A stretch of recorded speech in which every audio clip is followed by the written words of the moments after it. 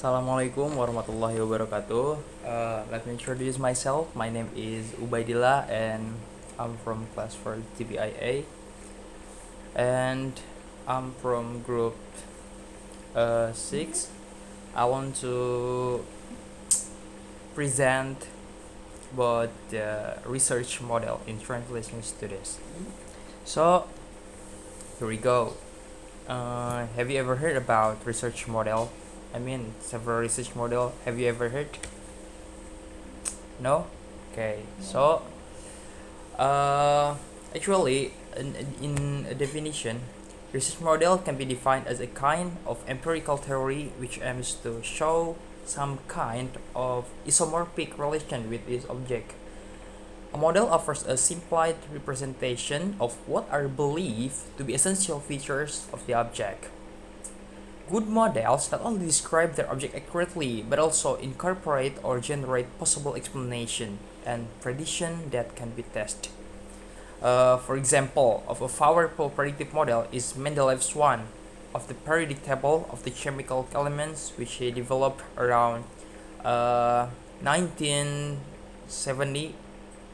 His table had gaps which the model predicted would be filled by elements that would be discovered later. This prediction eventually came true, which was powerful evidence that the explanatory principle on which in the table was based were correct. In translation studies, we can, in a simple way, TS, we do not yet have such powerful predictive models, but we do have many models which can be classified in different way. They illustrate different theoretical approach to translation, and in this video I will show you several models in research in translation studies. Okay, next, there are several models. It means 4 models. There is comparative model, second is there is a causal model, the third process model, and the last nexus model. Okay, comparative model. We come from the first model. Firstly, the first is comparative model. Historically, our first model were comparative. You can see in the Google Scholar, Chesterman. I see from book of the study of uh, translation from written by Chesterman in 2000. Uh, they can be formalized simple like this. For example, there is a source text or ST and a target text or TT, and the relation between them, between ST and TT, between source text and target text, is approximately equal. This approximately equal is, of course, where the concept of correspondence and equivalence and similarity come in. Always much debated, this kind of model is static and product based and was influenced by constructive analysis in linguistics, which studies the similarities and differences between language. In search text, the focus was not on language as such but on text. For the example of comparative model are to be found in the work of Catford and Vinay and Delbonet. Okay, that is the first model. So, about the more specific comparative model showed possible translation equivalent for particular such text item. You can see in Catford's translation rules. To cutting the time, I will go to the second models. Okay, the second model is causal model. The second model or causal models aim to be more explicit about cause and effect relation. By introducing causality, they also make the models more openly explanatory, not just descriptive. Causal model aim to represent both the various causes that affect translation and the various effects that translation can have. The translation themselves are therefore seen as both effect and causes, like causes, translation, and effect. There are three way. The first is causes, also translation, and the third is effect of this causes. You got it, guys?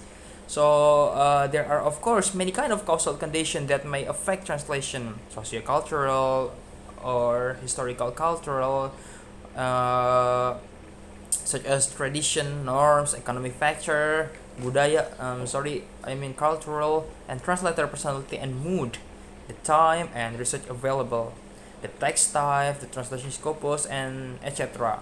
You can see furthermore in Chesterman books written by Chesterman in 2000. Uh, Translation also can have many kinds of effect, including cognitive effect in a reader mind, behavioral effect. You got it? I mean, cognitive effect, some effect in our brain or behavior, some effect in our psychological effect on reader action. And the last, there is a broader effect on world societies and culture. There are so many effects of this translation. So, to cutting the time, we should go to the third model. Third model is process models. Causal models are not static but dynamic, as they include. I will compare from the second model to the third model. Causal models are not static but dynamic, as they include the idea of a causal process. Early process models in uh, text were not explicitly causal, though, but purely descriptive, although they may have causal implication. I'm sorry. So a famous example from process model is Nida's model. Nida from is by Nida. Nida's model of the translation process. You can see Nida journal in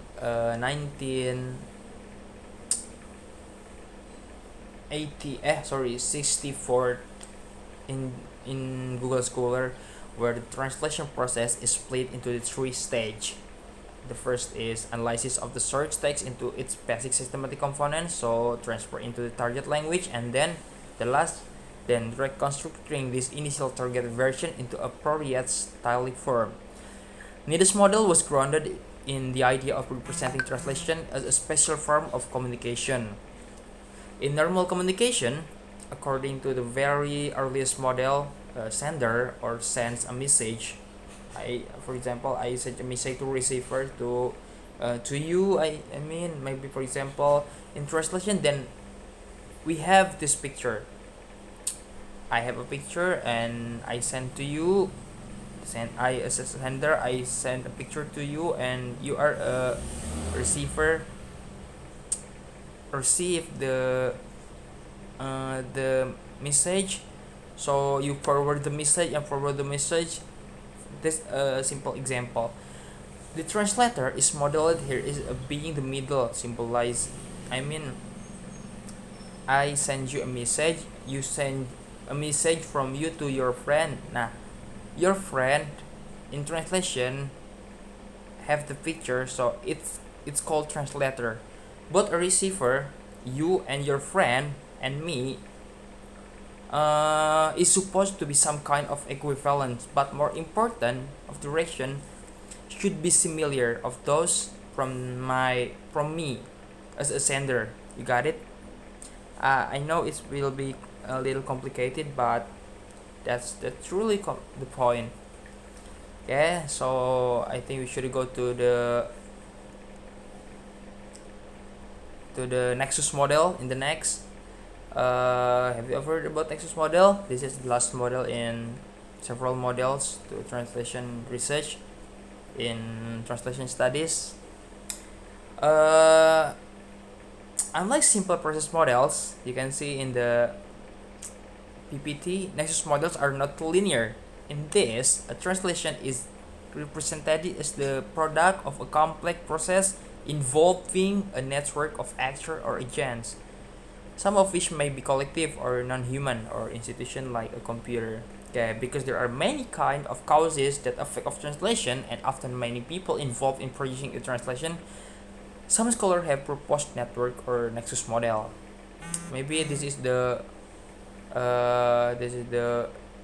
new models. I mean the last models.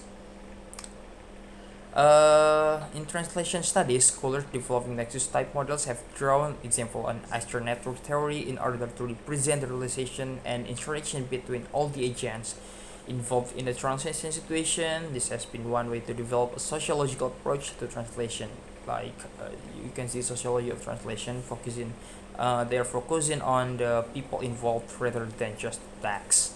You got it, guys. It will be complicated. You can see by your represented by see the other journal. Okay, I just tell you in the simple way, even that hard to say. Okay, so what do model actually model?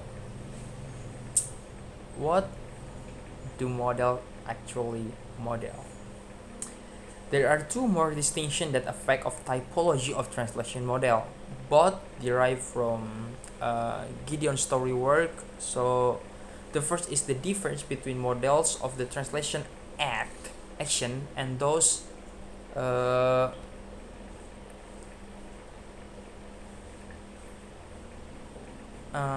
those who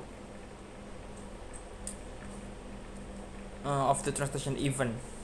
The act is understood to take place that um, the act, the action is understood to take place at the cognitive level inside the translator head. You got it? The action of the translator is understood to take place at the cognitive level, at the brain inside the translator head. The event is a sociological concept beginning from the client selection of a translator, or perhaps from the translator first reading of some of the source text or ST and ending with the translation is submitted to the client. Or perhaps when the translator is paid or the translation is read. The action is thus embedded in the event. The translation act can only be studied indirectly by inference from think aloud protocols or keystroke data such as translog, for instance. But the event can be studied by directly, for example, by observing how translation behave when they revise. No, it can't.